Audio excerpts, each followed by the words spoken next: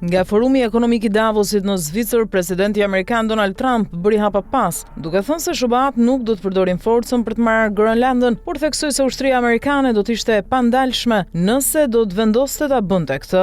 SBA nuk kanë kërkuar kurrë asgjë dhe nuk kanë marrë kurrë asgjë, ndoshta nuk do të arrijmë asgjë nëse nuk vendos të përdor forcë dhe dhunë të tepërt. Sinqerisht do të ishim të pandalshëm, por unë nuk do ta bëj këtë, shtoi Trump. Presidenti amerikan deklaroi mëtej se kjo tërheqje nga ana e tij do të respektohej nga të gjithë pasi shumica mendonin se ai do të përdorte forcën në Groenland, diçka të cilën e hodhi poshtë. Të gjithë do të jenë mirënjohës për deklaratën e madhe. Nuk kam nevojë të përdor forcë, nuk dua të përdor forcë, nuk do të përdor forcë, shtoi Trump. Mëtej presidenti amerikan theksoi se SBA nuk kërkonin shumë, thjesht një cop akull për të mbrojtur botën. Mëtej duke u drejtuar Danimarkës dhe Europës, tha se ata kanë dy opsione: t'i falin Groenlandën dhe SBA do të jenë falendëruese ndaj tyre, ose të refuzojnë një gjë të tillë dhe ata do ta mbajnë mend këtë gjë. Ne duam një cop akulli për mbrojtjen e botës dhe Danimarka nuk do të na jap. Ne kurrë nuk kemi kërkuar asgjë tjetër. Mund ta kishim mbajtur atë cop tok, por nuk e bëm. Ata kanë një zgjedhje, ju mund të thoni po, dhe ne do t'ju jemi shumë mirënjohës, ose mund të thoni jo dhe ne do ta kujtojmë këtë, tha Trump. Teksa shtoi si një Amerikë e fortë dhe sigur do të thotë një NATO e fortë. Perspektiva e tarifave të mëtejshme të SBA-ve ndaj vendeve europiane për shkak të Groenlandës ka qenë një burim diskutimesh të mëdha ditët e fundit. Duke folur pikërisht për këtë gjë, Trump tha se SBA-t nuk synojnë të shkatrojnë vende mike me tarifat, por po kërkojnë të punojnë me ta.